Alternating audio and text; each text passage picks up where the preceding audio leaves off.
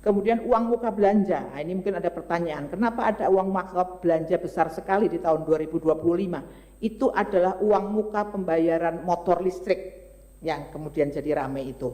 Jadi uang mukanya dibayar tahun 2025, pembayaran terakhirnya di 2026, 243,9 M. Kemudian piutang bukan pajak, nah ini adalah SPPG MBG ya, yang itu sebenarnya masalah treatment akuntansi saja Ibu dan Bapak. Dan kemudian ada penyisihan piutang, itu memang harus begitu karena 0,5% itu secara ketentuan sistem akuntansi pemerintah harus dicadangkan gitu. Kemudian piutang bukan pajak dan persediaan ini ada ATK, ada lain-lain lah. Ini umum saja sebenarnya. Nah, kemudian aset tetap ada peralatan dan mesin, itu ada komputer dan sebagainya 1,4 T. Kemudian ini mungkin ini kategorinya saja, ada jalan, irigasi dan jaringan, ini kelompoknya, tapi yang dimaksud di sini sebenarnya jaringan internet yang memang kami gunakan. Jadi 6,8 M. Kemudian aset tetap lainnya 18,9 M. Kemudian konstruksi. Nah, ini konstruksi dalam pengerjaan.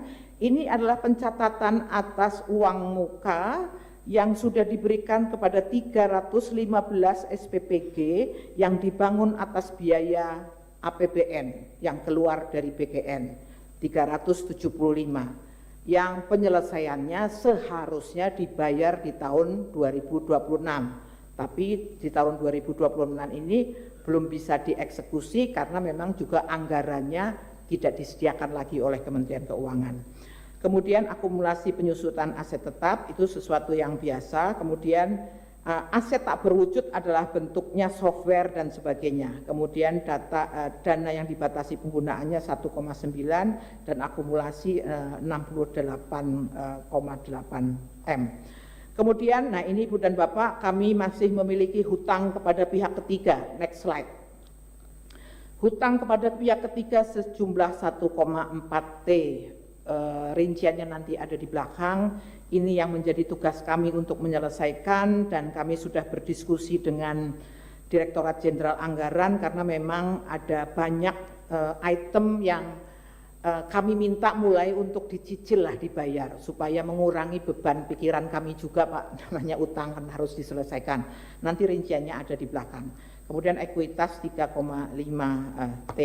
Nah, ini secara pendapatan, sekali lagi pendapatan penerimaan negara bukan pajak sebenarnya adalah tadi pengembalian dari tahun 2025, kemudian beban pegawai 117, beban persediaan, beban barang dan jasa, beban pemeliharaan, beban perjalanan dinas. Nah, ini beban barang untuk diserahkan kepada masyarakat itu adalah sebenarnya karena mekanisme untuk program MBG ini adalah sifatnya banpers, maka itu dicatat sebagai beban barang untuk diserahkan kepada masyarakat. Ini nama saja, nama pengkategorian di dalam laporan keuangan. Kemudian beban penyusutan dan beban penyisian piutang tak terdagih, jadi total seluruhnya adalah 47,9. Nah, ini juga pendapatan kegiatan non operasional lainnya, ini biasanya jasa bunga, jasa giro dan sebagainya. Nah, untuk ekuitas awal ini angkanya, kemudian untuk surplus defisit tadi sudah dijelaskan, dan juga ada beberapa revaluasi. Nah, ini ekuitas akhirnya 3,5. Nah, Ibu dan Bapak, ada beberapa catatan penting karena laporan keuangan itu tidak hanya terdiri dari angka-angka di dalam laporan keuangan, tetapi ada yang disebut dengan catatan atas laporan keuangan, yaitu penjelasan kualitatif. Yang pertama adalah tunggakan tahun 2025. Ada 1,6 yang sudah selesai dilaksanakan, maksudnya kegiatannya sudah selesai dilaksanakan, namun belum dibayarkan. Akan dibayarkan dengan mekanisme tunggakan melalui DIPA tahun 2026. Ini yang kami sekarang sedang dalam proses untuk lakukan revisi-revisi anggaran dengan DJA. Tapi ada beberapa ketentuan yang disyaratkan agar direview terlebih dahulu.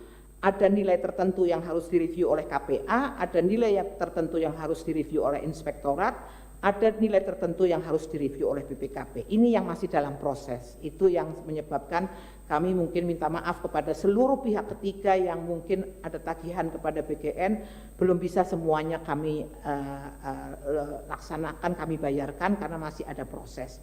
Kemudian ada 870 neraca per 31 Desember 2025 telah dilakukan koreksi kepada utang kepada pihak ketiga. Nah, ini juga karena ada potensi akan mengalami kenaikan atau penurunan sejumlah tagihannya. Artinya dulu ditagihnya mungkin sejumlah 100 gitu, tetapi setelah kami lihat ternyata mungkin jumlahnya bisa ada yang di bawah itu, ada yang di atas itu, sehingga ada proses adjustment. Nah, yang terakhir ini adalah nilai yang belum diyakini.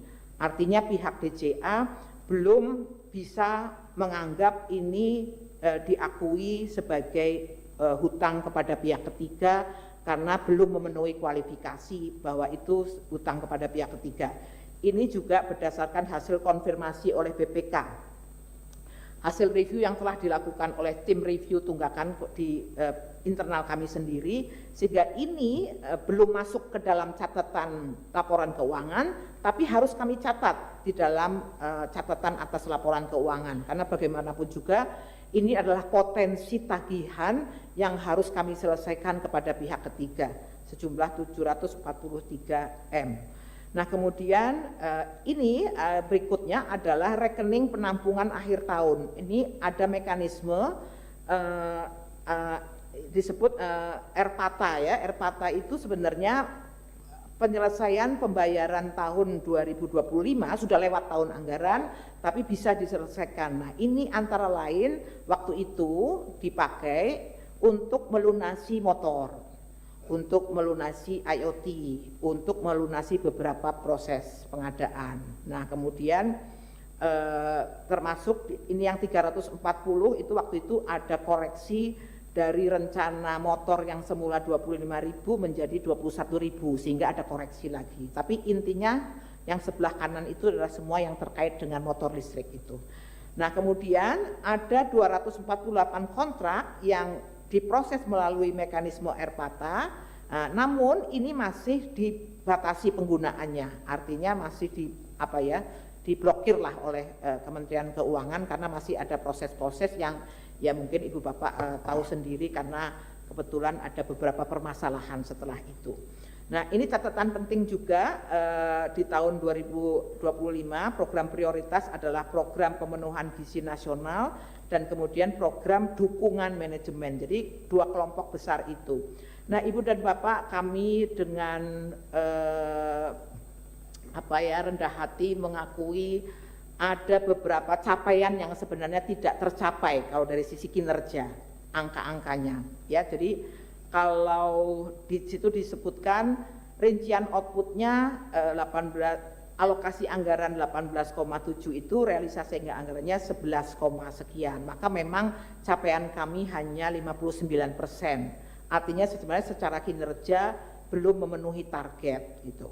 Nah, kemudian program dukungan manajemen juga seperti itu. Ada yang menjadi prioritas yaitu SPPI tadi, itu juga anggaran dan realisasinya tidak terrealisir 100%, hanya 93%. Nah, Ibu dan Bapak, catatan berikutnya adalah soal pengadaan motor listrik. Nah, ini juga menjadi hal yang kami pertanggungjawabkan kepada DPR. Tadi dicatat belanja uang mukanya di tahun 2025, penyelesaiannya itu di tahun 2026.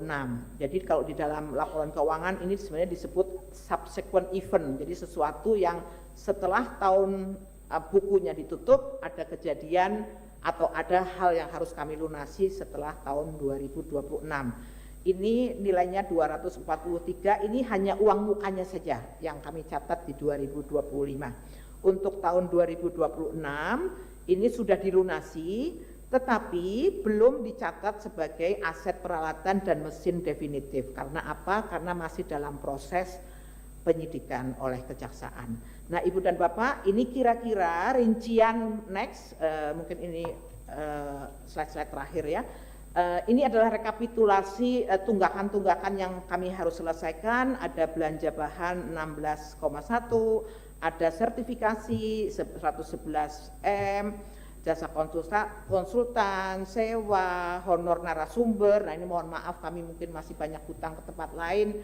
Jasa lainnya ada IO, publikasi dan sebagainya 330 M.